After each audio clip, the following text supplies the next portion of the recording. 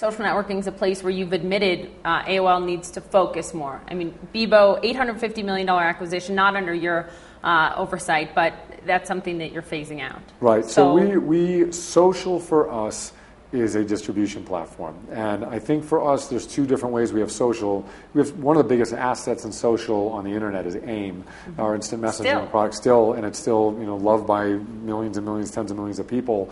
The second thing is our social strategy connects to our content strategy because one of the top three things people do on social networks is share content links and content stories, to your friends, your mom, those things. And we believe our content strategy is going to help fuel the growth of social. And I think if you talk to the social companies, they're all very engaged with AOL and doing a lot of partnerships. You're having meetings with Twitter or Facebook often? We have meetings with all those people often, and I think they're very engaged in what our business model is. Is this part of those so-called white spaces you talk about when you say the internet's just getting started? Yeah, I think the white space for content is literally in the first inning.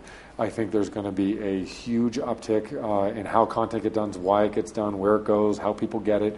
And I think we're at the early stages of that. And what you see is massive distribution, almost in the early days of cable or television, where the programming lagged the distribution. I think we're in a space right now where programming is lagging distribution. Talking about innovation within AOL, tell us about tagging original content. We're going to see that soon?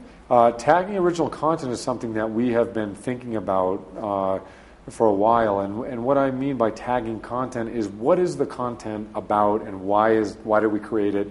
And there are things that you guys do fantastically, original journalism, investigative journalism. There's also things that you guys do and that we do, which is non-original opinion pieces, those things. There's other things people do, celebrity news. Mm-hmm. So what we're trying to do is give consumers a higher level of transparency, which is what are you reading and what are you doing? Are you Where did it come from? Where did it come from? Are you reading a first-line investigative journalism? You did the reporting, you did the output, you did the interviews, or are you reading someone's opinion piece on your reporting? I think for me as a consumer, forget about the business models, forget about everything else, I actually want to know that because I want to know whether I'm reading the person who actually spoke to the source, did the original reporting, or I'm hearing someone's opinion third line, and I think that over time is going to matter a lot to consumers. Finally, I want to talk about advertising. It's an area where you've said the strategy is changing, right. and we've heard about it this entire conference. Right. Is it display advertising isn't going to cut it right. alone? So, what's AOL's broad advertising strategy, or is it different within all the properties? Sure. So, display advertising is going to cut it on the internet. Is alone? Display advertising will be a very significant portion of the future of the internet.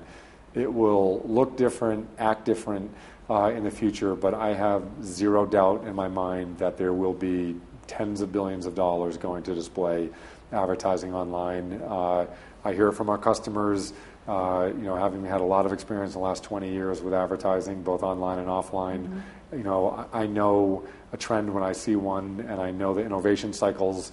And I think there is a tremendous amount of innovation happening at AOL as well as other companies that people will see soon around display advertising.